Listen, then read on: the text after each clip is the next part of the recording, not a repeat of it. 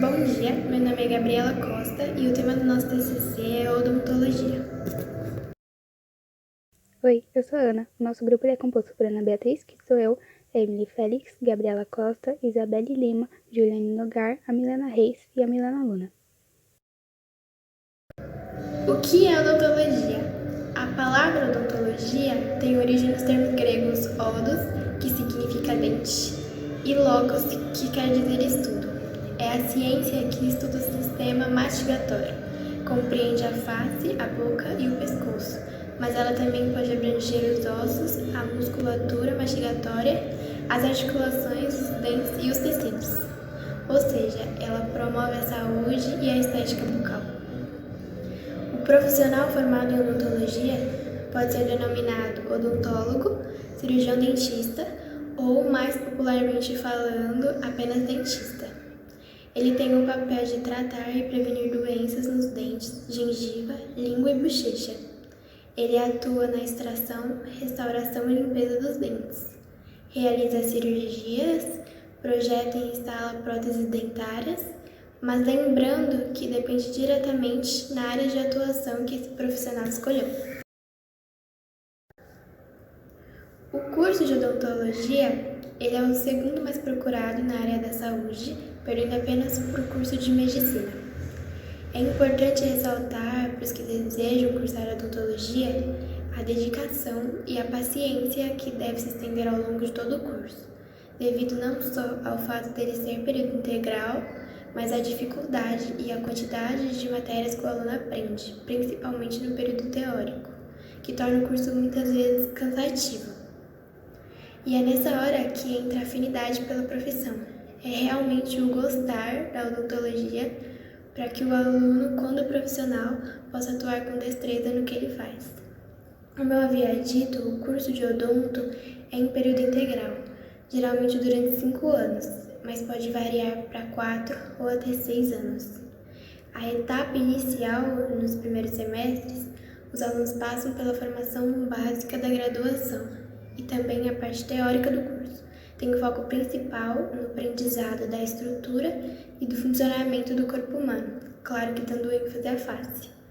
A partir do segundo ano, inicia-se o estudo de matérias mais específicas da profissão e também é o momento do aluno colocar o conhecimento em prática. Eles fazem exercícios e treinos nos laboratórios chamados pré-clínicos. Eles fazem esses procedimentos em manequins odontológicos, como a gente vê na imagem. No terceiro ano do curso, a carga horária é mais alta e é quando os alunos começam com um atendimento gratuito, supervisionados pelos professores, nas clínicas da faculdade e passam a ter contato direto com o paciente. E é nessa etapa que eles experimentam todas as especialidades odontológicas para que eles escolham qual que ele tem mais afinidade e é quando eles entram mais na realidade e no dia a dia do dentista. Essa fase é extremamente importante, pois nela ocorre a troca de conhecimento do aluno com a comunidade. É ali que se inicia o processo de humanização do trabalho, é o cuidado e a empatia com o paciente. Lembrando que no último ano de graduação, obrigatoriamente, os alunos devem apresentar um TCC, um trabalho de conclusão de curso. Meu nome é Milena Luna e eu vou falar sobre a história da odontologia. A história da odontologia é semelhante à da medicina, isso porque elas caminharam lado a lado durante muito tempo até a odontologia se separar e virar uma especialização própria. Bom, as primeiras referências da odontologia ocorreram em 3700 a.C., por meio de manuscritos egípcios que constavam que o povo daquela época já sentia dor de dente e feridas na gengiva, porém eles não tinham uma explicação para aquilo. Um pouquinho mais para frente, em 2750 a.C., já datava o primeiro procedimento cirúrgico. Em uma mandíbula, 2 perfurações abaixo da raiz do primeiro molar constam que ali ocorreu o primeiro abscesso dentário. Referências sobre a odontologia também foram encontradas na Mesopotâmia, que hoje é conhecida como Iraque. Ainda na Antiguidade, a China achou antropológicos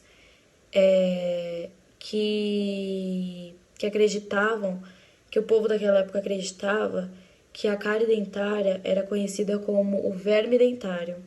Era um bichinho, eles acreditavam que era um bichinho. Isso porque eles não tinham uma especialização naquilo. Então, eles acreditavam que toda doença bucal era ligada a coisa ruim, rituais religiosos, explicações místicas. Eles procuravam explicações místicas. Período pré-científico. Bom, nessa época, nesse período, a Europa era dada como berço das práticas odontológicas. Isso porque os primeiros escritos sobre essa ciência aconteceram lá. Os primeiros cirurgiões dentistas eram médicos que tratavam daquilo que eles estavam vendo na boca do paciente através de observações daquilo que eles já conheciam na medicina. Então, acabava que não era tão eficaz. Porém, o médico Pierre Feuchard escreveu o Tratado de Dentes para Cirurgiões Dentistas e deu um enorme salto no progresso dos dentistas, do tratamento odontológico. Ele ficou conhecido como pai da odontologia moderna e o seu livro recebeu o nome de Enfermidade de Feuchard. Ele foi essencial para termos o que nós temos hoje. Período científico. Assim como falado anteriormente, o período científico foi marcado pelo surgimento da primeira escola, especializada no tratamento dentário, e foi daí que ela começou, que esse período começou. Bom, a escola era localizada nos Estados Unidos, ela foi construída em 1840 na cidade de Baltimore. Ela se chamava College of Dental Surgery e tinha apenas 16 semanas de duração e 5 alunos na classe. Em 1820, chegou ao Brasil o francês Eugênio Frederico, que foi responsável pela primeira criação de uma obra dentária no Brasil. Ele era dentista na França. Porém, em 1840 chegaram os estadunidenses, que pouco a pouco superaram os franceses. No dia 25 de outubro de 1840 foi criada a primeira escola de especialização dentária no Brasil. Isso justifica o dia do dentista ser dia 25 de outubro. Tinha duração de 3 anos e estava ligada à Faculdade de Medicina do Rio de Janeiro. Porém, em 1911, o presidente Epitácio Pessoa decretou que a Faculdade de Odontologia deveria ser separada da de Medicina, porém manteve a duração de 3 anos. Em 1940, o curso passou a ter formação de 4 anos e formou a sua primeira turma em 1951. Meu nome é Milena Reis e eu vou falar sobre o que a odontologia estuda. A odontologia estuda a bioquímica, que traz uma visão geral das estruturas orgânicas e das propriedades químicas das biomoléculas. A anatomia, que apresenta algumas noções básicas de morfologia e estrutura do corpo humano.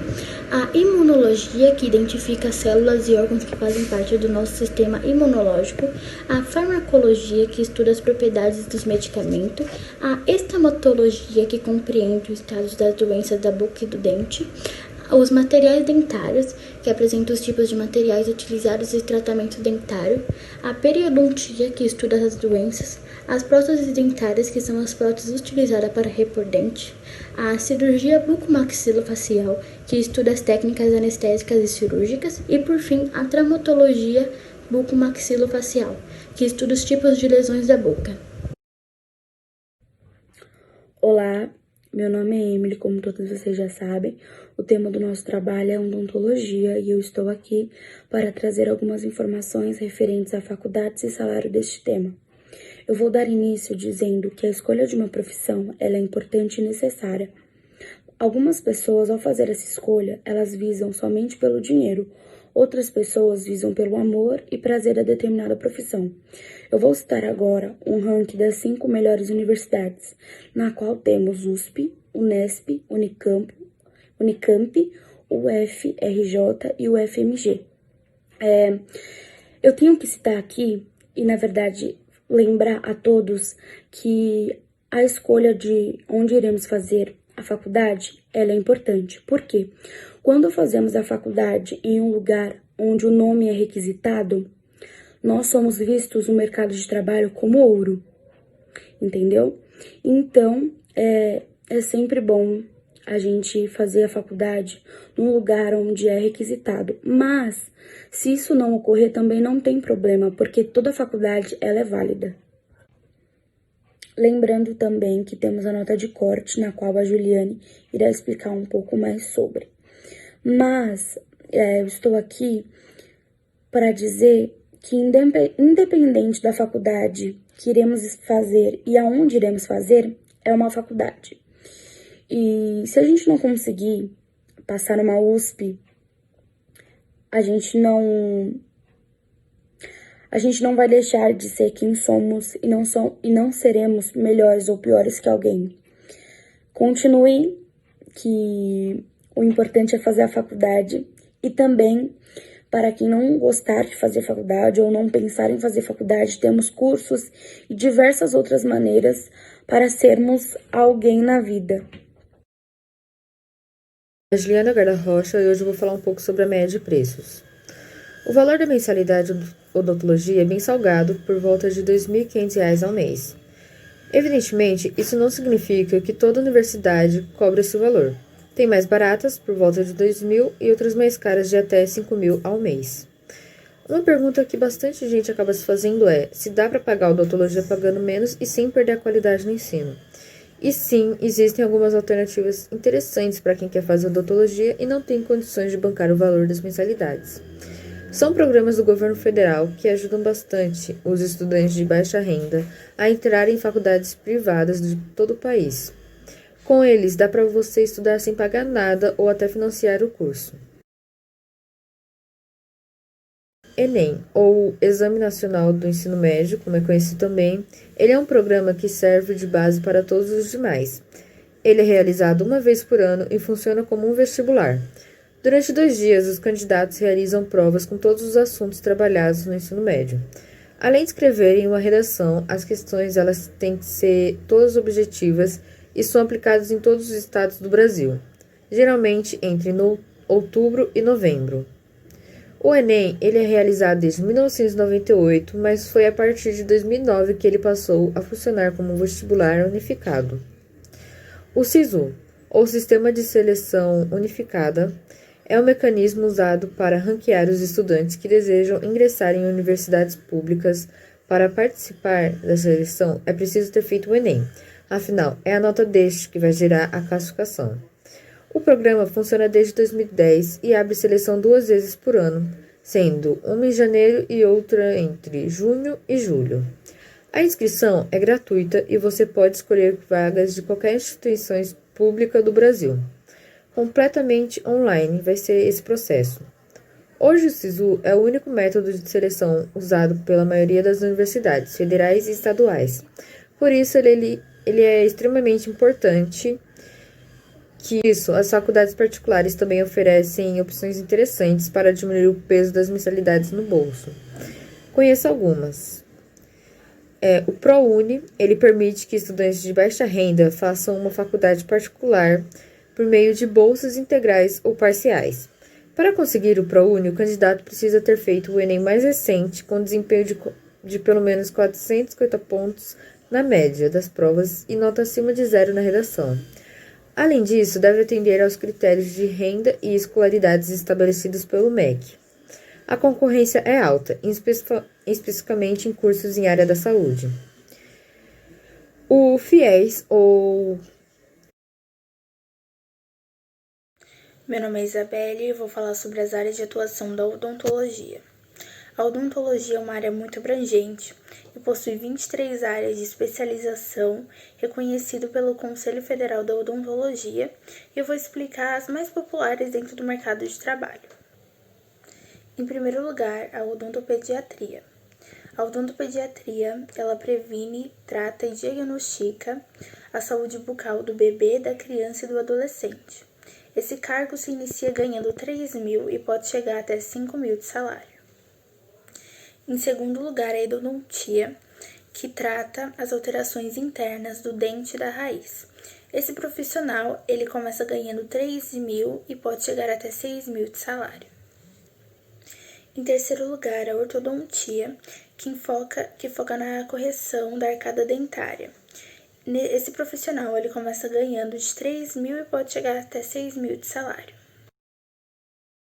Em quarto lugar, a implantodontia, que como o próprio nome já diz, realiza implantes de prótese, e a faixa salarial fica de 4 até 10.000 reais. E em quinto lugar, a odontologia legal, que avalia a arcada dentária para identificar corpos em situações que impedem o seu reconhecimento. A remuneração segue de 5.000 e pode chegar a 30.000, dependendo do órgão e do estágio da carreira. O mercado de trabalho na área da odontologia, ele varia bastante em cada região do Brasil e existem inúmeras áreas em que o dentista pode trabalhar. O maior mercado para quem se forma em odontologia está nas regiões Sul e Sudeste, principalmente quando se fala das capitais e dos municípios de médio e grande porte. Acontece que nessas mesmas localidades concentra-se uma maior oferta universitária de odontologia. Por isso, a região Sudeste, como a gente pode ver no gráfico, concentra quase a metade dos dentistas de todo o país. Então, a demanda é grande, mas há muitos profissionais, o que deixa o mercado extremamente saturado. Em contrapartida, no Norte e Centro-Oeste, por exemplo, existe uma carência maior de profissionais, tanto no sistema público quanto no atendimento privado. Por isso, os estados dessas regiões apresentam mais vagas em aberto. Bom, agora eu vou falar sobre o salário de um dentista, no qual varia de acordo com a experiência e região onde trabalha. O salário de um dentista com pouca experiência, no qual recém-formado, ele varia de 2.100 a quase 4.000 reais. E para quem tem bastante experiência, pode chegar até 10.000 reais mensais. Porém, é sempre bom lembrar que alguns dentistas criam seu próprio consultório, então pode ser muito mais de que 10.000 reais. Mas é claro que o valor normal, o valor decretado, é de 2.100 a quase 4.000 reais. Bom dia, eu sou a Ana. Eu vou falar sobre dieta e nutrição e impactos na saúde bucal. Nós sabemos que a nutrição ela se refere a nutrientes que ingerimos na nossa dieta e são utilizados para um correto funcionamento fisiológico do nosso organismo. Uma dieta que possui um alto valor nutricional, ela contribui para a nossa saúde geral, eleva a qualidade de vida e diminui as chances de termos doenças degenerativas. Na odontopediatria, especialmente, a nutrição adequada ela permite um correto desenvolvimento somatognático, visto que os nossos tecidos dentários eles ainda se encontram em formação. Uma má desnutrição na infância, ou uma má nutrição, ela limita o desenvolvimento de tecidos e órgãos, e isso acaba perturbando a estrutura dental, a forma, a posição, e também ela retarda a erupção, que seriam as lesões de síntese, a proteína ou mineralização. Por esse fato, é sempre importante a gente orientar muito bem as pessoas com a devida alimentação correta que elas devem ter, que tem que ser rica em nutrientes e variada. Um exemplo que nós temos seria a deficiência de vitamina A, que ela provoca atrofia dos amiloblastos, pobre diferenciação dos odontoblastos e hipoplasia de esmalte. Com isso, a forma de apresentação do alimento ela interfere diretamente na nossa mastigação. Os alimentos que são mais duros, crus e fibrosos, eles promovem um trabalho mais eficiente, com melhor desenvolvimento ósseo e muscular, e ele promove a nossa secreção salivar. Já os alimentos que eles são mais pastosos e macios, eles têm um efeito contrário, eles prejudicam o nosso desenvolvimento estomatognático, e é por esse fato que quando se inicia uma alimentação dos bebês, os pais devem ser orientados para não liquefazer os alimentos por total, e sim amassá-los e, de acordo com o tempo, quando ele for passando, for ingerindo pedaços. Além disso, a gente sempre deve observar a adesividade dos alimentos. Balas, bolachas, chicletes, cereais açucarados, além de eles conterem muito açúcar, eles têm um baixo valor nutricional e com isso eles aderem à nossa superfície dentária, dificultando a higienização correta, e eles podem ficar por muito tempo na nossa cavidade bucal, o que pode causar a lesão de cáries. Todos nós sabemos que não tem nada mais prejudicial para a cárie do que o açúcar, que é muito encontrado no nosso dia a dia, na nossa dieta, e que por muitas vezes ele é escondido nos rótulos, o que acaba por muitas vezes confundindo o consumidor na hora da compra. O carboidrato, por exemplo, a gente pode encontrar ali de forma genérica com o nome de maltodextrina, dextrose, sacarose e açúcar invertido, entre outros. Nota de corte. Quanto mais cresce a busca por uma vaga em odontologia, maior é a nota que o candidato precisa tirar para conseguir ingressar em universidades públicas e privadas. Nos últimos anos, centenas e milhares de alunos têm entrado na disputa por uma das 28 mil vagas disponíveis. Quem vai fazer o Enem pensando em entrar em odontologia pode tentar vaga de 4 maneiras. A primeira é a SISU, é o maior e mais concorrido sistema de seleção do governo federal, que distribui vagas em universidades públicas aos alunos com melhor desempenho no Enem. Para participar, basta ter feito o exame mais recente e não ter zerado a redação. Mas garantir uma vaga em odontologia vai exigir uma pontuação muito alta. São 2 oportunidades por ano. O ProUni, com o programa Universidade para Todos, alunos de baixa renda entram em faculdades privadas com bolsas integrais ou parciais bancadas pelo governo federal. O processo seletivo é bastante concorrido, e para participar precisa ter feito o Enem mais recente, com desempenho de pelo menos 450 pontos na média das provas e não ter zerado a redação. O FIES. O FIES é o Programa de Crédito Estudantil do Governo Federal, facilita a vida de estudantes que precisam financiar o curso de odontologia em faculdades privadas. As vantagens do FIES é que são de prazo longo para pagamento das dívidas e taxa de juro abaixo da de mercado. O ingresso direto. Centenas de universidades privadas aceitam a nota do Enem como critério de seleção de alunos novos.